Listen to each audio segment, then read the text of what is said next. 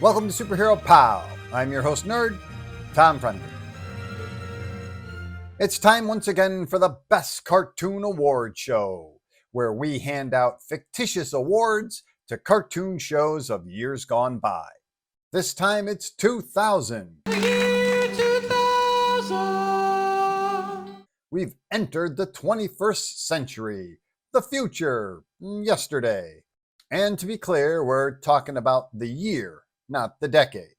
And still playing in the realm of fall television debuts, these are shows that were coming out in the fall of 2000 with some spillover into 2001. All right?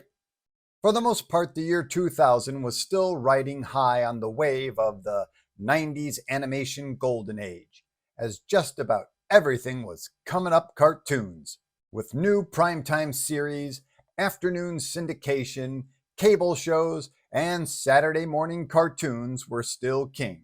And anime was finally starting to take hold in the States as well, with Cartoon Network's Tsunami Block, showing the new-to-us shows like Mobile Suit Gundam Wing, Tenchi Muyo, which was actually 3 series combined, and the miniseries Blue Submarine.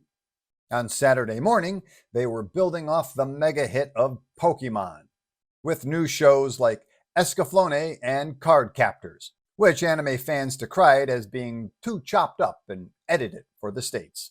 Yes, animation was everywhere back then. Heck, even the Playboy Channel had a cartoon with Dark Justice. Yikes. Now the awards up for grabs are the best comedy, the best action, the best all-around new show, and the dreaded worst new show, which, yes, should be Dark Justice.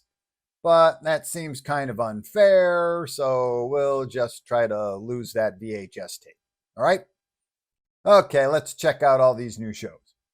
We'll start with Fox Kids. Their new shows for the 2000 fall season were the amazing sci-fi series Cyber 6, which sadly only lasted 1 season.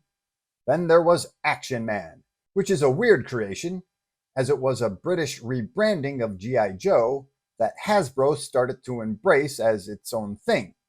So Action Man and G.I. Joe could now coexist.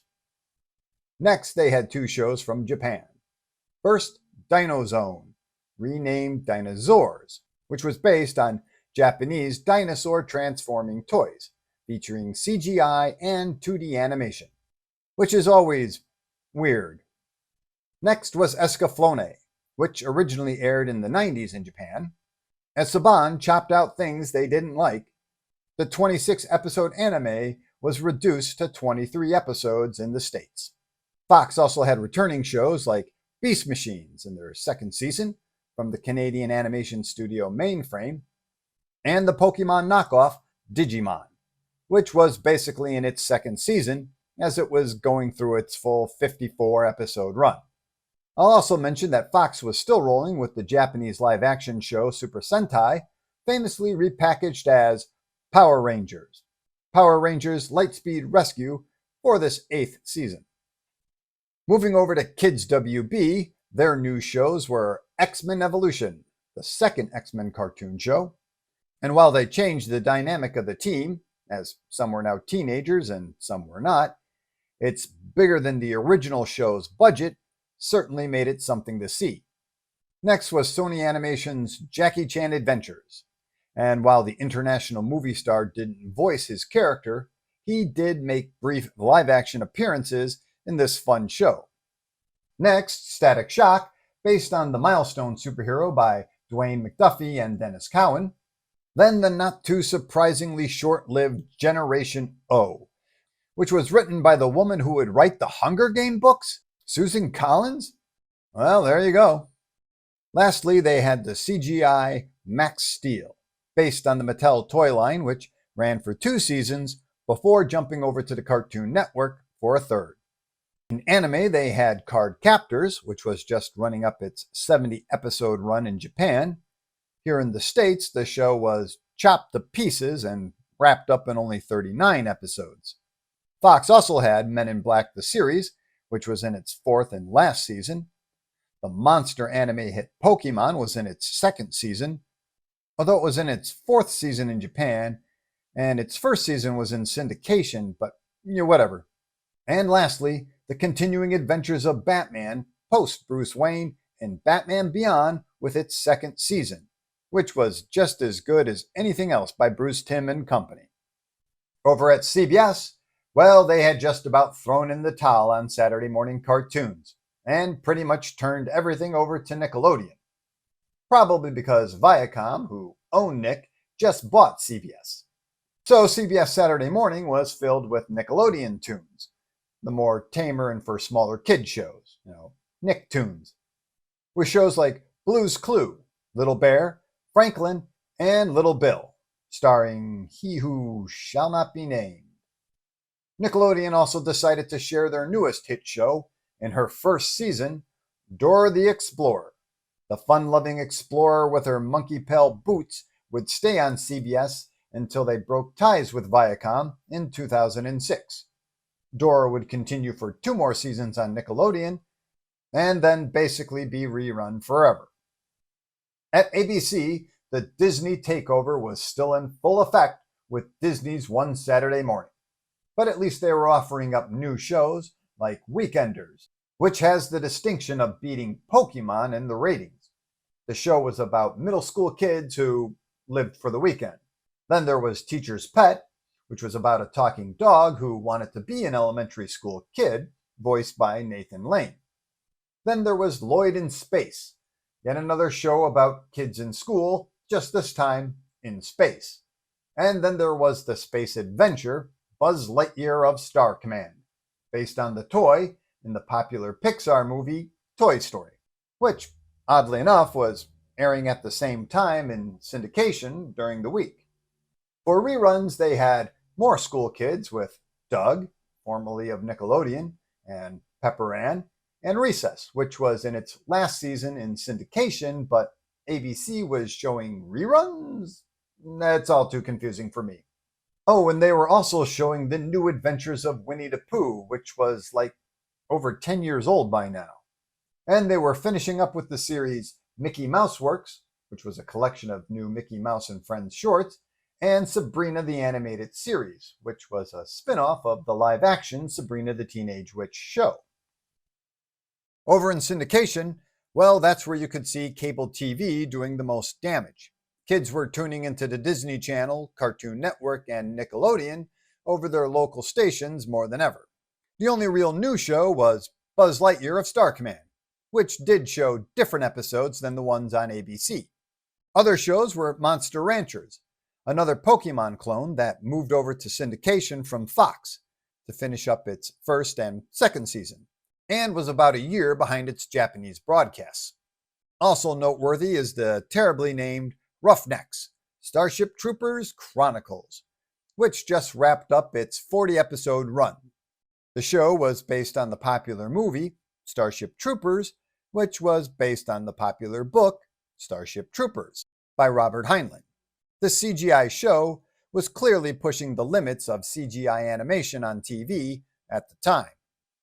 Jumping over to cable, the Cartoon Network only had one new show, Sheep in the Big City, which featured said sheep on the run from a mad army general hiding in and trying to live in the big city.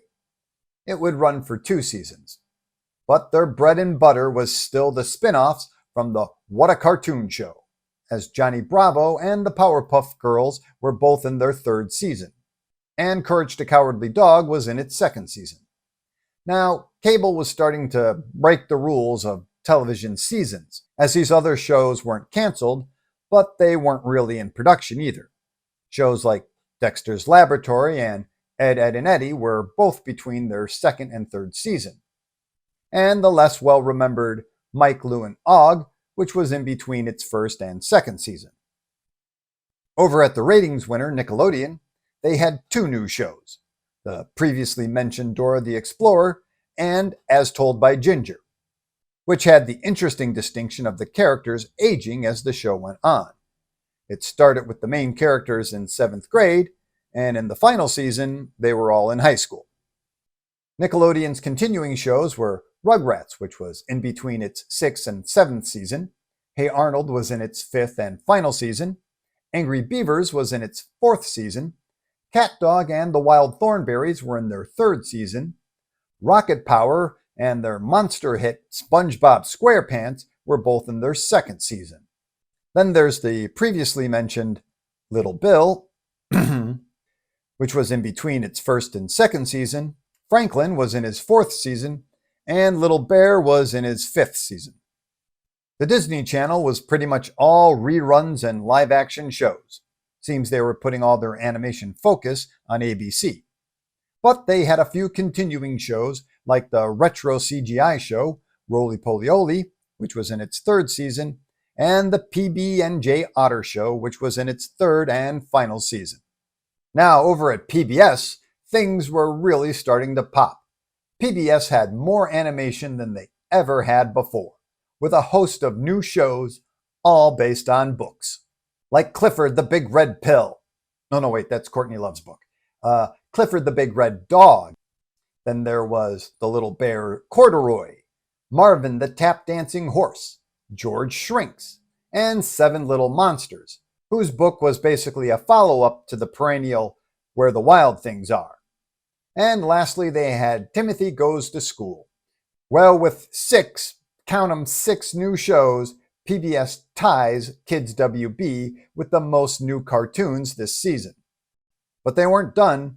They had some continuing cartoons as well, with their real mainstay, the anamorphic aardvark Arthur, who was in his 5th season and would go on to have 25 seasons, and I think they're even going to make some more. Adventures from the Book of Virtues was in its 3rd and final season, and lastly, Dragon Tales was in between its 1st and 2nd season. Now, before we get to the awards, let's look at the primetime shows, or, non-kid shows. There were 6 of them this season, which is more than like any other season. Unfortunately, none of them had the staying power and were gone after, or not even, 1 season. We had God, the Devil, and Bob, where iconic actor James Gardner voiced God. Next was the stop-motion road trip buddies, Gary and Mike. Then comedian David Spade's show, Sammy, where he played Sammy and Sammy's crazy dad. Then Kevin Smith's underwhelming Clerks cartoon, which was based on his famous movie. And Baby Blues, based on the popular comic strip. And for good measures, MTV had Spy Groove, a comical secret agent show. As for the continuing shows, well, it was the typical Murderer's Row, with The Simpsons in its 12th season, King of the Hill in its 5th season, South Park in its 4th season, Futurama was in its 3rd season, and The Family Guy was still in its first run in between season 2 and 3. There was also the Beavis and Butthead spin-off Daria, heading towards her 5th season, and Eddie Murphy's stop-motion show, The PJs, which was in its 3rd and final season, moving over from Fox to the WB. Now, with so many primetime shows, I guess it's only fitting to have a Best Primetime Show award. But we all know it's just going to go to The Simpsons.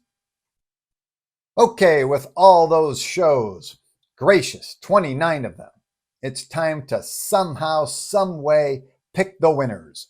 So, here we go. The best comedy show for the year 2000 is, well, it's kind of hard because there really wasn't that many of them. Now, if we're going to go with continuing shows, we'd be looking at Dexter's Laboratory. But that was in between production at this point, so that doesn't really seem fair. So we give it to the Powerpuff Girls, SpongeBob, Courage the Cowardly Dog. Getting back to the new shows, the best comedy award goes to Teacher's Pet, with great designs by the famous Gary Baseman, slyly funny scripts, and with the voice of Nathan Lane bringing it all together. It really stood out among all the other kids in show cartoons. Look at that weird kid running on all 4s. Now I've seen everything. The best action show for the year 2000 is a hard one as well because there's so many to choose from. You got Buzz Lightyear, Jackie Chan, the X-Men. I mean, with continuing shows, it goes to Batman Beyond, right? But with the new shows, Well, it's got to go to the Canadian-produced Cyber 6, based on a 90s Argentina comic book, which features a female artificial human, Cyber 6, trying to live a normal life while being chased by her creators. It's just a fun, interesting plot with dynamite action and animation. But what else would you expect from the great Japanese studio TMS? Plus, it has a killer opening theme song, which I would get sued for if I played for you right now.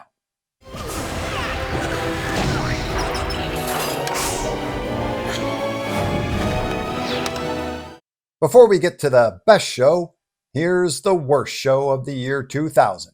Now, we could give it to the really lame CGI 2D animated combined anime Dinosaurs, but in trying to keep favor with homemade product, the award, as it were, goes to Generation O, which is just weird all around. Concept, designs, scripts, animation, it's just all kind of yikes. Pizza with pineapple on it. It made me barf. Okay, now we've come to the best new show of the year 2000. Some pretty good choices this year. Cyber 6 again, Jackie Chan, Buzz Lightyear. But we're going to give it to X-Men Evolution. Because while not comic book accurate, it's still a very impressive show. The animation is second to none, Steve Gordon's designs are the best, and the music was just great. And while it might not have had the best scripts for the first season, the following seasons had the best, making it one of the best superhero shows ever. Well, there you go, the best new shows of the year 2000. Now, before I say goodbye, there is one more thing to mention about cartoon shows in this year. Can you guess what I skipped so far? Well, basically in the last week of the year, Cartoon Network rolled out Adult Swim, featuring C-Lab 2021, Harvey Birdman, Attorney at Law, Aqua Teen Hunger Force, and The Brack Show. 4 cheap-ass 15-minute shows that were as bizarre as they were hilarious. The original lineup was so strong that Adult Swim continues on to this day, with some newer shows, mind you. And that's it. What did you think of our picks? Did we miss anything? Or did you just enjoy this walk down memory lane? Either way, thanks for spending time with me. And if you could be so kind to like, subscribe, and notify, I promise not to make a voodoo doll out of you and stick it with pins. Oh, I know how to do it.